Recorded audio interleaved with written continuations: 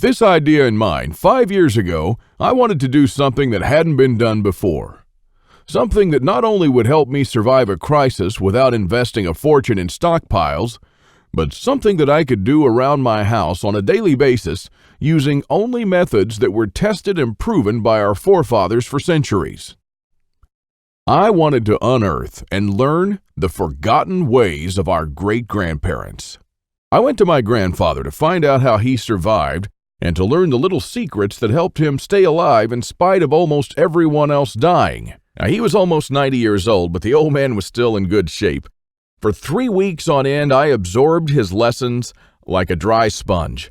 And on top of that, we built a lot of things together, including a root cellar and a storm shelter, just like the folks did when he was young.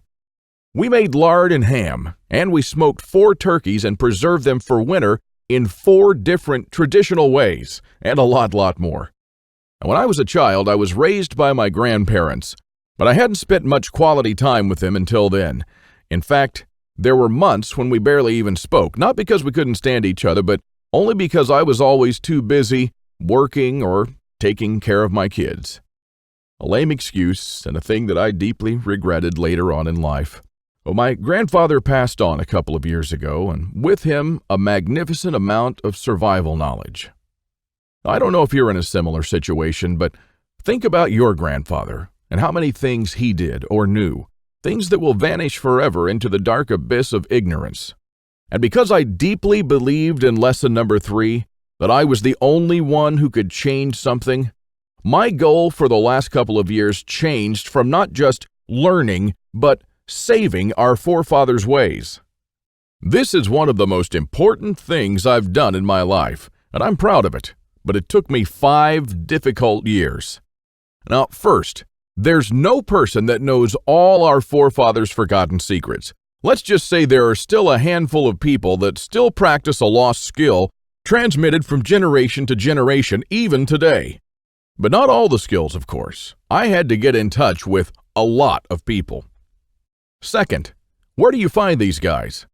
They are no mainstream survival experts. They don't have a website or a TV show, and some of them even live in remote areas with no internet or TV cable, earning a living like the pioneers did. Third, I wanted to do something unprecedented.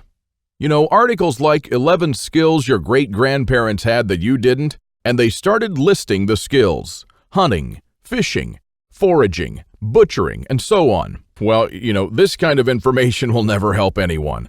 I needed something solid, exact, and to the point.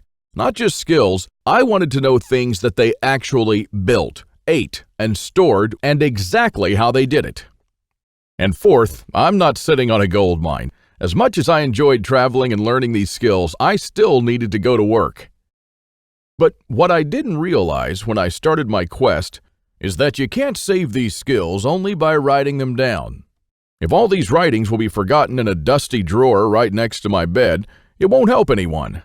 This knowledge will die together with me, and all my efforts to save our forefathers' ways would have been in vain. So this is because all my life I blindly believed in lesson 3, that it's always up to me. But I was wrong. In this case, it's only halfway there. It's also up to you. Today is your chance to be a part of saving our ancestors' lost ways. I wanted to make this information available to every family out there without having to spend years of their lives or thousands of dollars. So I came up with this great idea to edit all my manuscripts and turn all this lost knowledge into one of the greatest books of this century. The Lost Ways, Saving Our Forefathers' Skills. Now, as you can see, I designed and edited the book in an old-fashioned way, but most of it is not written by me personally, because I didn't want people to read a second account. I'm sure a lot of information would have been lost in this process. You know, those little secrets that make a thing really work? Those little things that make a big difference. So I paid these experts for their time, and I got what I wanted. These people are not professional writers, but instead are uniquely special. They're neither the strong, badass type that you see in Rambo movies, nor the ultra-rich preppers from reality shows. They're simple people who know a lost skill very, very well. They're smart, shrewd, and wise enough to survive for months or even years in the world's most remote places. Now, here's a glimpse of what you'll find in The Lost Ways. Native American Eric Bainbridge, who is on the board of directors of a Native American educational and took part in the reconstruction of the native village of Kualoklo in California, will show you how Native Americans build the subterranean roundhouse, an underground house that today will serve you as a storm shelter, a perfectly camouflaged hideout, or a bunker. It can easily shelter 3 to 4 families. So how will you feel if, when all hell breaks loose, you'll be able to call all your loved ones and offer them guidance and shelter? And besides that, the subterranean roundhouse makes an awesome root cellar where you can keep all your food and water reserves year-round. From Ruff Simmons, an Old West history expert and former deputy, you'll learn the techniques and methods used by the wise sheriffs from the frontiers to defend an entire village despite being outnumbered and outgunned by gangs of robbers and bandits, and how you can use their wisdom to defend your home against looters when you'll be surrounded. Patrick Shelley, who earned a living in the woods for years on end, will show you how to make foolproof traps. He wrote an awesome chapter about how to trap different animals in winter just like our forefathers. When 100 hungry mouths will shoot each other over the last deer to feed their children, your family can eat the favorite food of trappers and mountain men from the 1800s. From Shannon Azares, you'll learn how sailors from the 18th century preserved water in their ships for months on end, even years, and how you can use this method to preserve water for your family cost-free. Mike Searson, who is a firearm and Old West history expert, will show you what to do when there's no more ammo to be had, how people who wandered the West managed to hunt 8 deer with 6 bullets, and why their supply of ammo never ran out.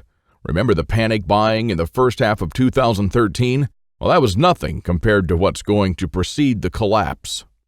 From Susan Morrow, an ex-science teacher and chemist, you'll master the art of poultice. She says, if you really explore the ingredients from which our forefathers made poultices, you'll be totally surprised by the similarities with modern medicine. Well, how would you feel in a crisis to be the only one from the group knowledgeable about this lost skill? When there are no more antibiotics, people will turn to you to save their children's lives. If you liked our video tutorial on how to make pemmican, then you'll love this. I'll show you how to make another superfood that our troops were using in the Revolutionary War, which even George Washington ate on several occasions. This food never goes bad, and I'm not talking about honey or vinegar. I'm talking about real food. And the awesome part is that you can make this food in just 10 minutes, and I'm pretty sure that you already have the ingredients in your house right now. Now, really, this is all just a peek. The Lost Ways is a far-reaching book with chapters ranging from simple things like making tasty bark bread, like people did when there was no food, to building a traditional backyard smokehouse, and many, many, many more. And believe it or not, this isn't all. If you get The Lost Ways right now, you'll also receive 3 exclusive reports that will be off the table soon. There's an old saying that our great-grandparents used to know. Once in life, you need a doctor, a lawyer, a policeman, and a preacher. But every day, 3 times a day, you need a farmer.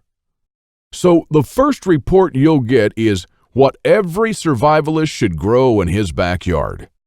This special report contains the most nutritious and toughest plants that you should start growing so you'll never run out of food.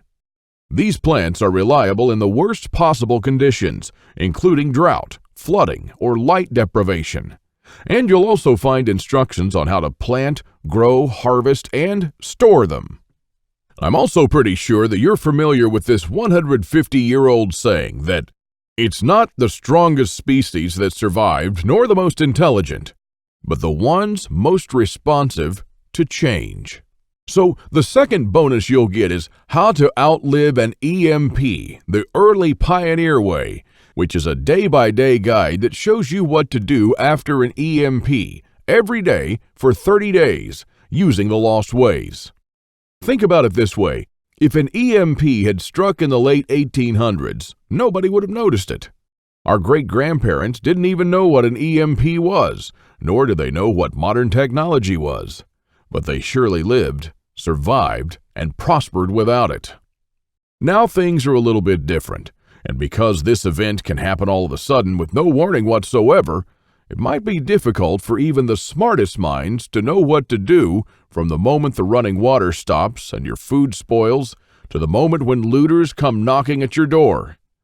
So, in this report, you'll learn the 10 things that you should do on day 1, what you should make on day 2, what you definitely need to turn to on day 3, and so on until day 30, when you'll be absolutely 100% self-sufficient, protected, and able to help others if you want to.